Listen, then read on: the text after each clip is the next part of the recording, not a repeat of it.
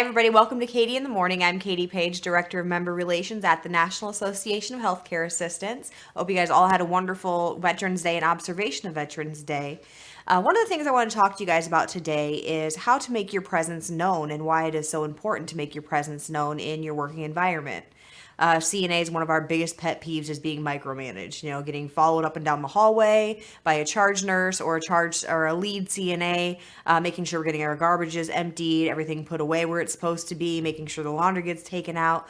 That's one of the big advantages of making your presence known. And what I mean by that is, so instead of getting one of the biggest disadvantages of being a CNA is that micromanaging that comes into play with our supervisors. So by checking in with them frequently, letting them know all the things we have accomplished, like if you're going to your morning, say you work day shift, if you're going to your morning break, just swing by the nurse's station, let them know, hey, I've got all my people up, they're all out to breakfast. I've gotten these people taken back. They've been to the bathroom. They're getting ready for activities. All my beds are made. And just let them know everything that you've done in that morning.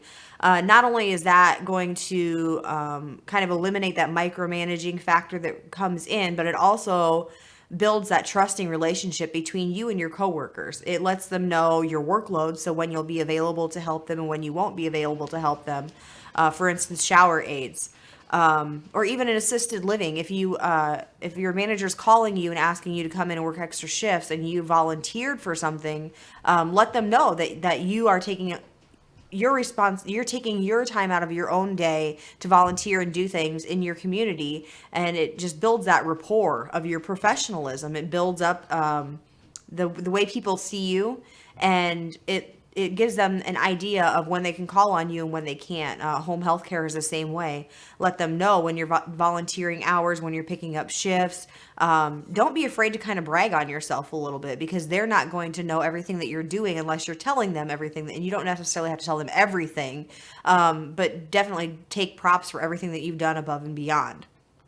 The thing about making your presence known is a lot of times people don't really know everything that you're doing, kind of the behind the scenes stuff. A lot of CNAs go above and beyond, not just CNAs, but caregivers. Hospice aides are a perfect example of this, where they go in and you have your list of ADLs that you do. You get them up, take them to the bathroom, do their partial bath or their shower, put the lotion on, get them dressed, sit them in their chair or their bed, or send them out to breakfast or lunch or supper, whatever it is that you're doing in your routine.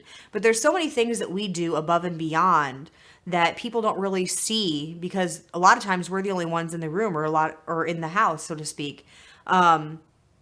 Like clipping their nails, painting them, fixing their hair, helping them put their makeup on, organizing their jewelry, rearranging their furniture. Especially home health aides go above and beyond in this aspect very, very much. Shaking out the rugs, repositioning things in the bathroom so it's easier for them to reach.